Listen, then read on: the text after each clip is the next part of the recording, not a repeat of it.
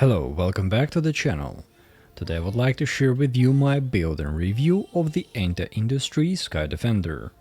First of all, I've been waiting for this kit since I started in this hobby about a year ago, and coincidentally this is also my anniversary build.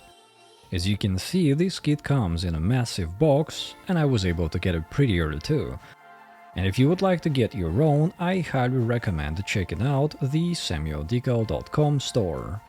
Sky Defender is over 1000 parts and the manual guide is more like an omnibus. And speaking of manual, from my personal experience so far building Bandai and other kits, this is by far the best guide I've seen. The formatting is pristine and clear, the angles are well thought out and the print seems to be of decent quality. The overall building experience and sequence is also very good. It has you build something to put on a stand and enjoy very early on, and then you just keep on adding to it. As for the build itself, it is mostly perfect. Granted, it is an intricate kit with a lot of small parts in a relatively small package, since it is 1/72 scale. So you have to pay very close attention and watch your angles. The guide once again does a good job pointing out tricky areas and how to correctly apply pressure without breaking anything. And though the fit of most parts is very tight, I don't think I had to sand down or widen any pegs or holes. And I had to use my plastic nose pliers only once or twice when assembling the wings inner frame.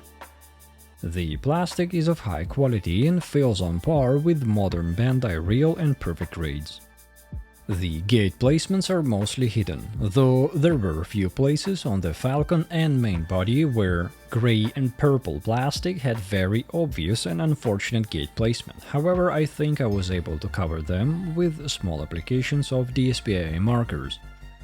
The entire inner frame is pretty much ABS plastic and the inner frame metal detail parts are gold and silver plated, while the joints are POM and there are a couple of screws for the wing's inner frame structure. The POM joints are very cool, they're super tight yet have the perfect amount of give in them to let you play around with the poses. If you happen to have a pre-order version of this kit, you will also get a few die-cast alternative joints. They add a little bit of extra weight for the main body and legs. I would recommend using the POM ones, however, as they do a better job at holding the angles and are easier to work with. I chose to use metal ones for the beautiful shine. Moving on to armor, it is all PS plastic, so don't be afraid to use your panel liner. The armor plastic is quite thin in some cases, especially when it comes to wings, so be very careful with them as it can be easily snapped and cracked. Some armor parts have a nice textured finish to them and will look kind of matte even without a top coat, but if you choose to use top coat, I found that flat suits this kit best. Sky Defender also comes with quite a large sheet of water decals, and the guide suggests two options for the finish, standard or deluxe. It is quite interesting how these options are implemented.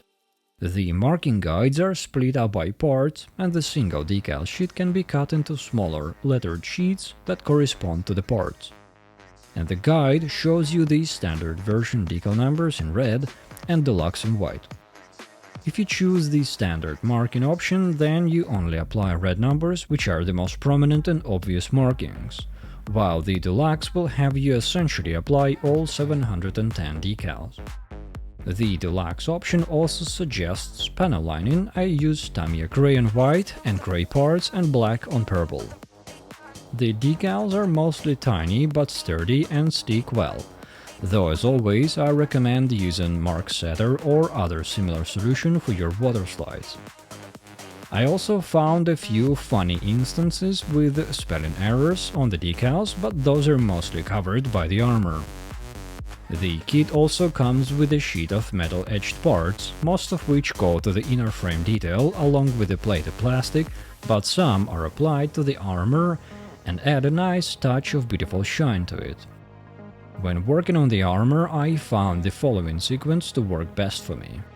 I would choose a body part like legs or arms or torso. I would snap off all the armor part pieces of the runners and then clean the gate marks mostly with a hobby knife or gun primer razor. By the way, the floating guns have arguably the worst gate placements of the entire kit. Their purple under armor parts have gates right in the middle of the outer planes. It looked so bad that I chose to paint over the entire sections with the SPA markers. Then I would apply panel lining, and after it's dry I would clean it up with some fine tip cotton swabs and thinner. Then I would go on to add decals. Since the decals are quite small and packed densely on tiny sheets while also organized by body part, I found that cutting them all out made them easy to work with. If you decide to use this method, be careful to cut the decals together with their numbers, and you will save yourself some confusion. Don't ask me how I found that out. Once done with the decals, I would let them dry overnight and then clean up the excess liquid marks around them with more cotton swabs soaked in water. Once all dry, I would top coat all parts individually in at least 3 layers of premium hobby flat. Sometimes as many as 5 layers, essentially until the coverage is even and there are no reflections. I would let the top coat dry for a few hours or overnight and then assemble the body part. Anyway, once the kit is complete, it looks absolutely mesmerizing. And it also has spectacular posability range and impressive gimmicks. You have your almost standard armor connection gimmicks with sliding thighs, knee separation and piston drivers. There is a ton of small opening hatches and gimmicks, and of course there is an entire cockpit with its little pilot. Butterfly shoulder joints, a variety of fixed angles for the hips, full fold for the knees and elbows, and virtually no limitation on the ankles. The hands have an interesting modular design and there are a lot of pre-post options, some even accounting for other third-party accessories. And the wings are the beast on their own entirely. They are highly articulated with hatches and joints of their own, and their backpack attachment joint is a marvel of engineering. All this results in a kit that is super capable of busting out an insane pose, but also requires a lot of patience to deal with due to its insane number of gimmicks and hatches. For the beauty shots at the end of the video, it took me approximately 1 to 2 hours to put the kit in a pose that I liked and found photogenic. The included base is also worth a shout out as it is well designed. It has a storage compartment on the underside, which I chose not to use as it is difficult to access, but the business end of it has a lot of nice detail and supports the kit well. The main attachment arm has your standard 3 points of articulation, and the kit attaches to a little cradle that the backpack slides into, while the torso connects to the backpack with 3 sturdy pegs. There is also an alternative cradle with an extra peg for the waist. For the poses with an ab crunch, the extra peg prevents the crunch from sagging over time.